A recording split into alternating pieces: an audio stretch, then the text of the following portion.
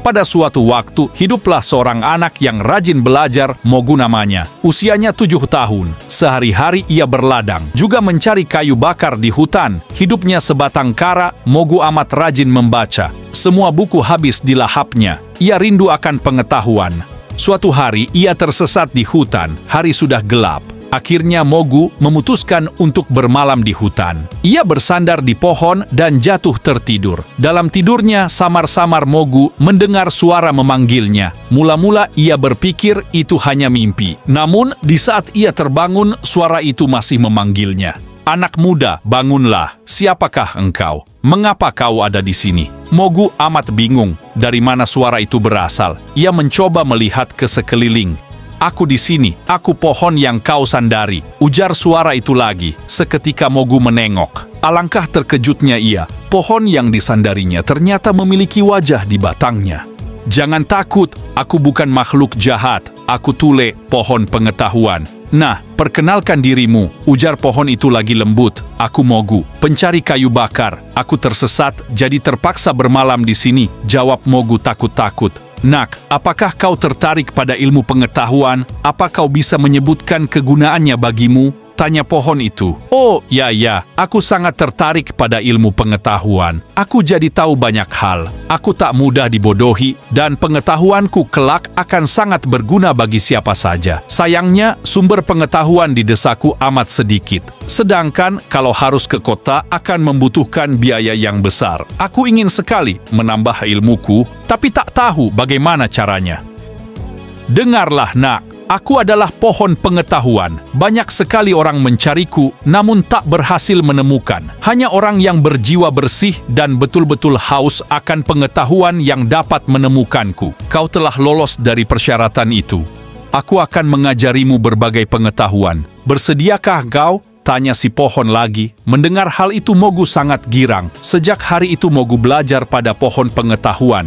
Hari-hari berlalu dengan cepat. Mogu tumbuh menjadi pemuda yang tampan. Pengetahuannya amat luas. Suatu hari pohon itu berkata, "Mogu, kini pergilah mengembara, carilah pengalaman yang banyak. Gunakanlah pengetahuan yang kau miliki untuk membantumu. Jika ada kesulitan, kau boleh datang padaku." Mogu pun mengembara ke desa-desa. Ia memakai pengetahuannya untuk membantu orang, memperbaiki irigasi, mengajar anak-anak membaca dan menulis. Akhirnya Mogu tiba di ibu kota. Di sana ia mengikuti ujian negara. Mogu berhasil lulus dengan peringkat terbaik sepanjang abad. Raja amat kagum akan kepintarannya. Namun, ada pejabat lama yang iri terhadapnya. Pejabat Monda ini tidak senang Mogu mendapat perhatian lebih dari raja. Maka ia mencari siasat supaya Mogu tampak bodoh di hadapan raja. "Tuan Mogu, hari ini hamba ingin mengajukan pertanyaan. Anda harus dapat menjawabnya sekarang juga di hadapan Baginda," kata pejabat Monda. "Silakan Tuan Monda, hamba mendengarkan," jawab Mogu. "Berapakah ukuran tinggi tubuhku?"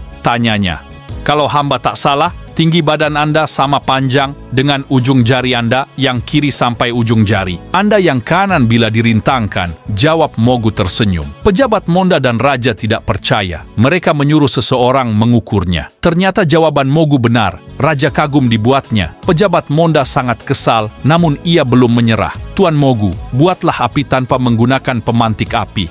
Dengan tenang, Mogu mengeluarkan kaca cembung, lalu mengumpulkan setumpuk daun kering. Ia membuat api, menggunakan kaca yang dipantul-pantulkan ke sinar matahari. Tak lama kemudian daun kering itu pun terbakar api. Raja semakin kagum, sementara Tuan Monda semakin kesal. "Luar biasa, baiklah. Aku punya satu pertanyaan untukmu. Aku pernah mendengar tentang pohon pengetahuan. Jika pengetahuanmu luas, kau pasti tahu di mana letak pohon itu. Bawalah aku ke sana," ujar raja.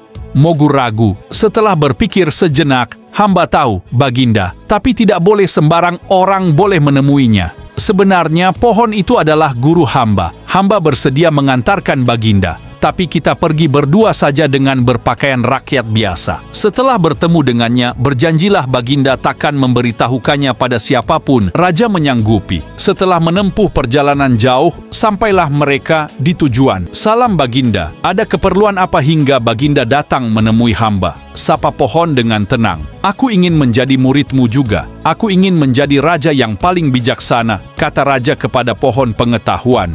Anda sudah cukup bijaksana. Dengarkanlah suara hati rakyat. Pahamilah perasaan mereka. Lakukan yang terbaik untuk rakyat Anda. Janganlah mudah berprasangka. Selebihnya muridku akan membantumu. Waktuku sudah hampir habis. Sayang sekali pertemuan kita begitu singkat, ujar pohon pengetahuan seolah tahu ajalnya sudah dekat. Tiba-tiba Monda menyeruak bersama sejumlah pasukan. Kau harus ajarkan aku, teriaknya pada pohon pengetahuan. Tidak bisa, kau tak punya hati yang bersih. Jawaban pohon itu membuat Monda marah. Ia memerintahkan pasukannya untuk membakar pohon pengetahuan. Raja dan Mogu berusaha menghalangi, namun mereka kewalahan. Walau berhasil menghancurkan pohon pengetahuan, Monda dan pengikutnya tak luput dari hukuman. Mereka tiba-tiba tewas tersambar petir. Sebelum meninggal, pohon pengetahuan memberikan Mogu sebuah buku. Dengan buku itu, Mogu semakin bijaksana. Bertahun-tahun kemudian, raja mengangkat Mogu menjadi raja baru.